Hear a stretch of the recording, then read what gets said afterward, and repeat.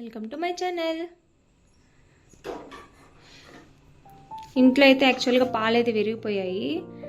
దాంతో అయితే మా హస్బెండ్ పన్నీర్ చేస్తానన్నాడు. సో మనము పన్నీర్ అయితే ఎలా చేస్తున్నాం మనం కూడా ఒకసారి చూసేద్దాము.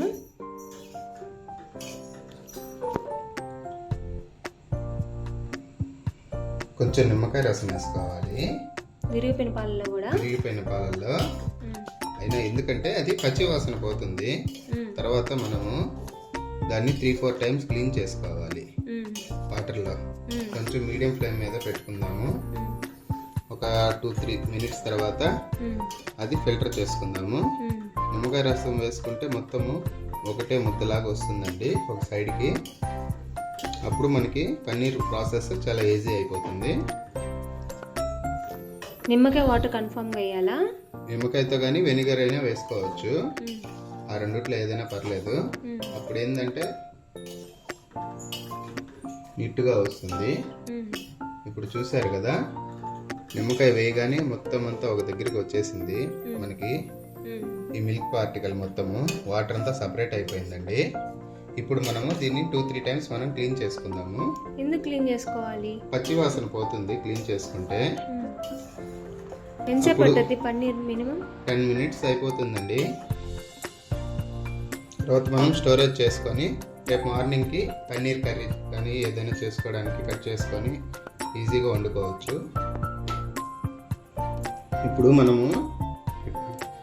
మనం స్టవ్ ఆపేసుకున్నాము. ఇది మనం క్లీన్ చేసుకోవడానికి ఫస్ట్ ఫిల్టర్ చేసుకుందాము. దానిలో వాటర్ మొత్తం కిందకు వచ్చేస్తుంది.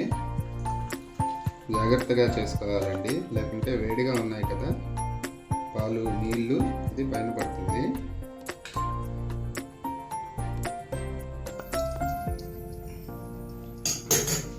ఫిల్టరేషన్ చేసేసుకున్నామండి.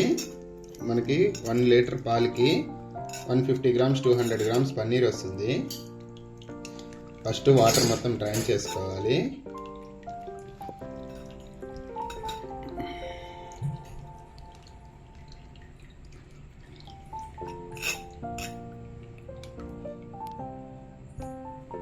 వాటర్ మొత్తం వచ్చేసాయి, చూసారు కదా.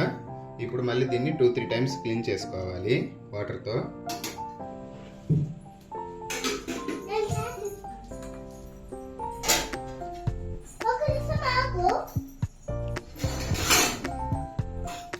ఇప్పుడు డ్రైన్ అవుట్ చేసేసుకున్నాము. దానిలో వాటర్ని 2 గ్లాసెస్ వాటర్తో నేను క్లీన్ చేశాను. ఇప్పుడు మనము ఒక కాటన్ క్లాత్ తీసుకోవాలండి.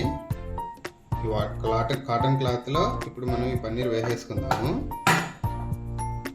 పన్నీర్ అనేది మనకి క్లాత్లోకి వచ్చేసింది.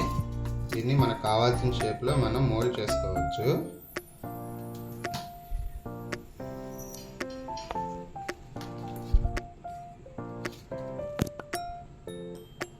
వాటర్ మొత్తం డ్రైన్ చేసేసుకున్నాము.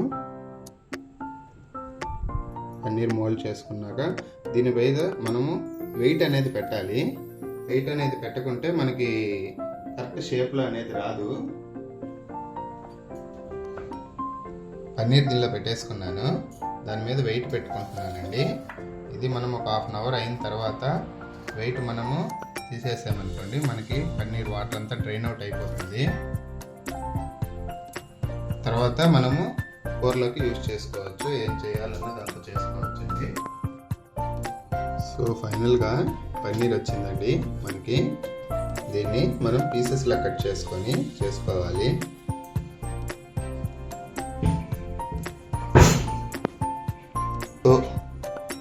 సో మీరు పన్నీర్ అయితే ఇలా చేసేసుకోండి. Bye bye. పన్నీర్ ప్రాసెస్ మొత్తం ఇంతేనండి. జస్ట్ మనం ఇలాగా చేసుకున్నాం అనుకోండి, ఇంట్లోనే మనం ఎప్పుడు మనకు పాలు ఇరిగిపోయినా ఇబ్బంది లేకుండా బాధపడకుండా మనం పన్నీర్ నీట్గా చేసుకోవచ్చు. ఒక 1 లీటర్ పన్నీర్కి 200 గ్రామ్, 1 లీటర్ మిల్క్కి 200 గ్రామ్ పన్నీర్ వస్తుంది. ఈజీగా 3 మెంబర్స్ సర్వ్ చేసుకోవచ్చు. ఇంకా ఇంట్లో ఎప్పుడైనా పాలు ఇరిగిపోయినా బాధపడకుండా హ్యాపీగా చేసుకోవచ్చండి. సో ఇలా ఈజీగా పన్నీర్ అయితే మనం రెడీ చేసుకోవచ్చు. అండ్ ఈ వీడియో లాస్ట్ వరకు చూసినందుకు చాలా థ్యాంక్స్ అండి. నా ఛానల్ కనుక ఫస్ట్ టైం చూసినట్లయితే ప్లీజ్ సబ్స్క్రైబ్ చేసుకోండి. And bye bye.